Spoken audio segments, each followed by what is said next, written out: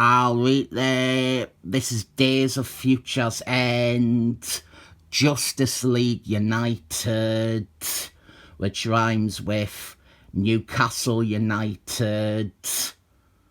I am pretty sure this book was originally called Justice League Canada, and they changed the name because they thought that fat Americans wouldn't read a book if they thought it was set in Canada.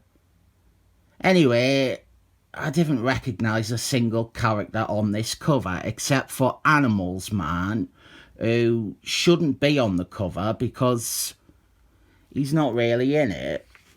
We are in the frozen world of Canada. This is where that movie, Scott Pilgrim Eat World, was set. Famously, the only movie where Smelly Brie Larson's is nearly fuckable. One moment in the sun, it is ruined by the fact that nobody would notice her in it, because everybody knows that Ramona Flowers is like much, much, much more attractive. And Aubrey Plaza too. That is a person, not a place. There is a polar bear with a brain thing. It has had a human brain transplant or something. And now the polar bear, it shoots lasers out of its eyes. This is a great way to grab you by the bollocks and get you into the comic. And then we have a fantastic way to get you uninvested, because there is loads of brain transplant polar bears, and they are controlled by a cyborg who calls himself, for fuck's sake, the Polargeist. And his attempts to hijack a cargo truck, they are interrupted by one of the Canadian Justice League. Never heard of her before, but she is called Snowbird because she is basically just that Alpha Strike character. This series, Justice League United, or Justice League Canada, or whatever you want to call it, it didn't last that long, but I have always had it on my wish list. Animals Man, he is in it. Stephen Oakman is in it too. It is just the case that it is a new 52 series, so it has always been about as near the bottom of my wish list as it could be. However, I think Jeff Parkman, he wrote the last batch of issues, and I really like Jeff Parkman. He is a great guy if you are capable of looking past how much he talks about politics on Twitter. Jeff Parkman is a really nice person, and he has written some of my favourite comics in the past, and I am really, really keen to see him write a Justice League series. And that's before I knew that he added Sexy Ivy to the team, which makes me want to read it even more. This one, though, it isn't by Jeff Parkman. This is by a different Jeff. The one who did Terrificals and New 52 Animals Man, both of which I liked. And Snowbird, she gets a telepathic call for help from the Vision, and so she goes and visits Animals Man himself. 2 pages of Animals Man.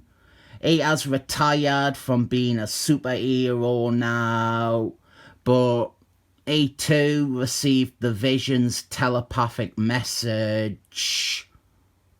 One thing I like about this is that it acknowledges parts of the main Days of Future's End series, namely Ara's death.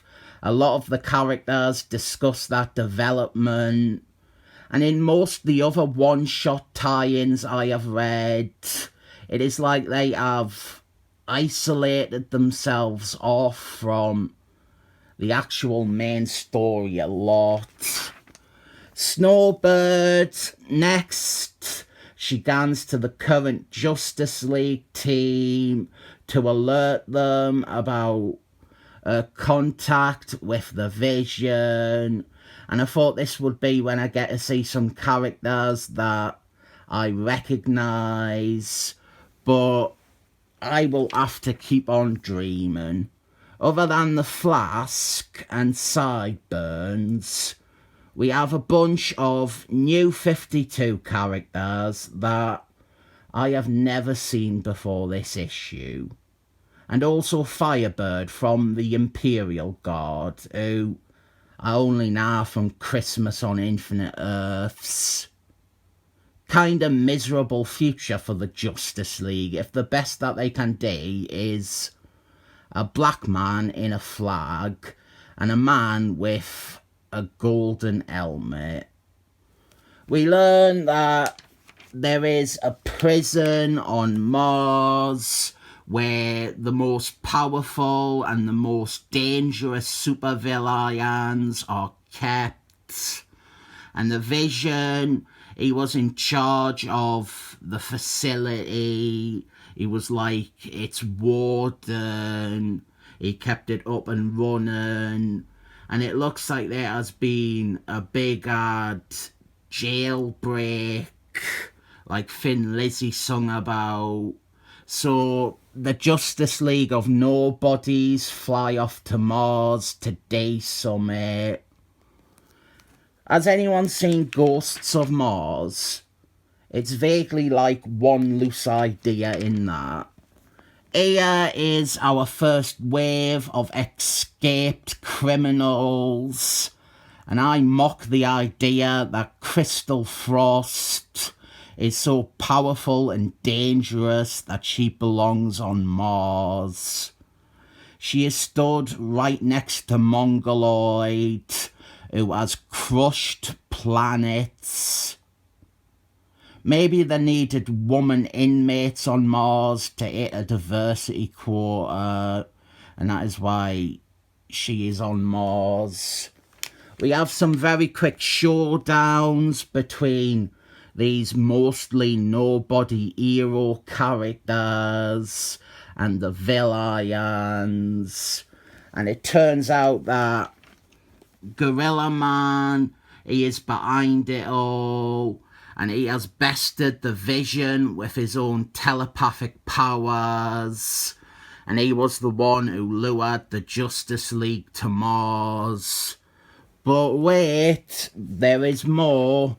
One of the prisoners is Captain Atamant, who almost looks good here, but it is New 52 Captain Atamant, which means it's just a budget Dr. Manhattan from the best-selling graphic novel Watching Men. The other thing with this one-shot is that it is a two-parter. It is continued in the Justice League tie-in, and that wasn't usual with these Days of Future's End one-shots. They were nearly all self-contained, with the exception of this and the Booster Gold one, which does continue on into Convergences, the next big crossover after Days of Future's End. This is alright. I felt a bit lost with all these characters that I didn't know, but ending on Captain Atamant probably helped a bit. It gave me a big enough hook to come back for part 2. Whether or not this is good will be more determined when I have seen how it resolves in the other issue. Temporarily, I will give it 7 thumbs up, but that is subject to change.